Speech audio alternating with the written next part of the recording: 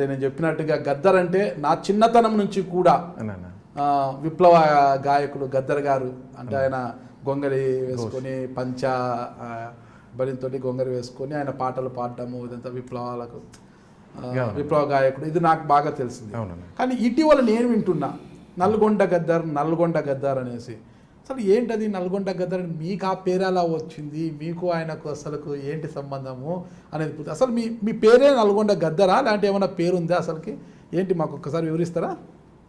అన్న నా పేరు నల్గొండ గద్దర్ అని కాదు, నాకు పూర్తి పేరు నర్సిరెడ్డి. నా పేరు కాసాల నర్సిరెడ్డి. మాది నల్గొండ జిల్లాలోని చండూరు మండలంలో ఒక గుండ్రపల్లి అనే ఒక విలేజ్ మాది. ఆ విలేజ్లో అతి సాధారణమైన రైతు కుటుంబంలో జన్మించిన నేను. అంటే ఒక మిడిల్ క్లాస్, ఒక 10 acres ల్యాండ్, మేము నలుగురం అన్నదమ్ములం. చండూరు పక్కన గుండ్రపల్లి విలేజ్, గుండ్రపల్లి మా ఊరు. అమ్మ నాన్న కాసాల భద్రమ్మ, కాసాల ఆశిరెడ్డి. ఒక చిన్న కుటుంబం మాది. మేము నలుగురం బ్రదర్స్. మేము అన్న వచ్చి వెంకటరెడ్డి అని చెప్పేసి చండూరులోనే ఉంటాడు. అతను చిన్న చిన్న బిజినెస్లో ఆయన కూడా సమాజ సేవ, ఆయన ఒక టైప్ ఆఫ్ ఉద్యమాలు చేస్తాడు ఆయన కూడా. తర్వాత సెకండ్ నేనంటే మీ అందరికి తెలుస్తుంది. థర్డ్ వచ్చి జనార్దన్ రెడ్డి అని చెప్పేసి అతను నాతోనే ఉంటాడు నల్గొండ. ఇంకో నాగిరెడ్డి అని చెప్పేసి ఇంకో బ్రదర్ ఉన్నాడు, ఫోర్త్ వన్. అతను ఒక క్లినిక్, ఒక హాస్పిటల్ పెట్టి చూసుకుంటాడు. ఆర్ఎంపీ కాదు, ల్యాబ్ టెక్నీషియన్, ల్యాబ్స్ ఆయనకు. Lab plus hospital, nursing home అంటే క్లినిక్, డాక్టర్స్తో చేస్తారు కదా వాళ్ళు. ఎవరు ప్రభుత్వ కొలువులో లేరు?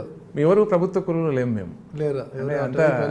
ఓకే. తమ్ముడు ఒకడు పీజీ చేశాడు చిన్నాడు, కానీ అతను కూడా బిజినెసే బాగుంటుందని చెప్పేసి, ఎందుకంటే నేనే ఇంత ఉండంటే ఇక నన్ను ఆదర్శంగా తీసుకొని ఎంతో కొంత కొంచెం సమాజంలో, సంఘంలో మంచి గుర్తింపు, గౌరవాన్ని కాపాడుకునే మాదిరే ఉంటారు మా బ్రదర్స్ అందరు కూడా.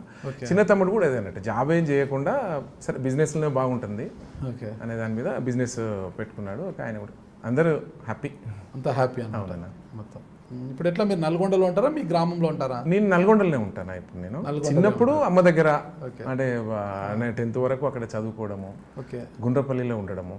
ఆ తర్వాత నేను ఇంకా చదువు పెద్దగా నాకు చదువు ఏం అవ్వలేదు కదా. నేను చిన్నప్పటి నుంచి గద్దర్ అన్న 7th నుంచి నేను అంతేనా, ఇంటర్మీడియట్ డిస్కంటిన్యూ, ఫస్ట్ ఇయర్లోనే డిస్కంటిన్యూ.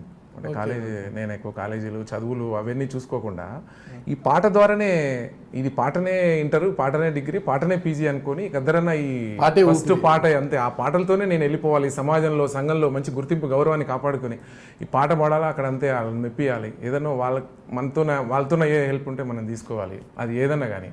అదే క్రమంలోనే నేను చిన్నప్పటి నుంచి ఆ పాటనే ఆయుధంగా పెట్టుకొని 1995లోనే నేను నల్గొండకు వచ్చేసిన. నాకు ఎవ్వరు తెలియదు నల్గొండలో. స్టడీ అంతా నారాయణపల్లి హాస్టల్లో చదివారంటారు? నారాయణపూర్ హాస్టల్లో చదువుకున్నాను. అంటే అప్పుడు హాస్టల్కి వెళ్ళారు అంటే నేను చిన్నప్పుడు సోషల్ వెల్ఫేర్ హాస్టల్లో అంటే నేను అంటే first 8th 9th social welfare హాస్టల్లో మీరు అగ్రవర్ణాలు కదా, రెడ్డిస్ కదా మీరు. అంటే అది ఎవ్వరికి లేదు, నాకు ఒక్కరికే సీట్ ఇచ్చారు. నేను ఏదో పాడతాను పాటలు, ఎందుకంటే నేను చండూరు హై స్కూల్లో చదువుకున్నాను. నేను హై స్కూల్లో చదువుకున్నప్పుడు నేను రెగ్యులర్ ఊరు నుంచి వచ్చి బాక్స్ తెచ్చుకొని తినేవాడిని చండూరులో స్కూల్లోనే. ఆ హాస్టల్ స్టూడెంట్స్ కూడా ఉంటారు అన్నట్టు ఇప్పుడు హై స్కూల్కి వచ్చేవాళ్ళు. అంటే వాళ్ళు నేను సింగర్ అని చెప్పేసి నువ్వు మా హాస్టల్కి పోదాంపా అని మధ్యాహ్నం తీసుకొని పోయి అన్నం పెట్టేవాళ్ళు నాకు కూడా. అక్కడ వార్డెన్ దశరథ గారు అని చెప్పేసి అక్కడ మా మండలినే అక్కడే ఉద్యోగం చేసేవాడు వార్డెన్ హాస్టల్. ఆయనకు తెలుసా మీరు అగ్రవర్ణాలని? తెలుసు అట్లేండి, కానీ 1-2 సీట్లు ఉంటాయి, అవి ఎక్కువ ఉండవు, అగ్రవర్ణాలకు ఉండవు. అయితే ఆ క్రమంలో నేనేందంటే అప్పుడు కూడా అంత తెలివి నాకు. ఒక మంచి పాట పాడింది అనుకో వార్డెన్ ముందర, ఆ వార్డెన్ ఎట్టి పరిస్థితుల్లో నెక్స్ట్ ఇయర్ నాకు ఈ ఇందులో సీట్ తెప్పిస్తాడు, ఇందులో నాకు అకామిడేట్ చేస్తారని ఒక చిన్న ఆశతో పాట పాడినిపించాను నేను వార్డెన్కి. వార్డెన్ ఎట్టి పరిస్థితుల్లో ఈసారి అప్లై చేయి, నీకు 9thలో నీ పేరు తీసుకొచ్చి నీ హాస్టల్లో ఉంచుతామని చెప్పేసి అన్నట్టుగానే 9thలో నాకు హాస్టల్లో సీట్ వచ్చింది. ఏం పాట పాడారు వార్డెన్ దగ్గర? అన్ని గద్దరే కదన్న, గద్దరన్న సాంగ్స్ వార్డెన్ దగ్గర పాడిన పాట ఏది? వార్డెన్ దగ్గర ఒక అమరవీరుల చరిత్ర వాడిన ఏదో.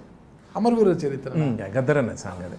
ఓకే, అమరవీరుల చరిత్ర గురించి మీకేం తెలుసు? మీరేం అటువైపు లేదు. అంటే నాకు నాకు తెలియాల్సిన అవసరం లేదు. నాకు తెలిసిందల్లా గద్దరన్న కూడా నాకు అసలు సౌండింగే తెలుసు. ఆయన మనిషి ఉంటాడా అని తెలియదు, ఇది గద్దరని తెలియదు, ఏది తెలియదు. ఆ డెక్కేయంగానే అప్పుడు 1990, 91, 92 ఆ ప్రాంతంలో ఎక్కడ చూసినా కూడా తెలంగాణ ప్రాంతంలో గద్దరన్న పాటలే, ఇంకా వేరే పాటలు వేరే సౌండింగే లేదు.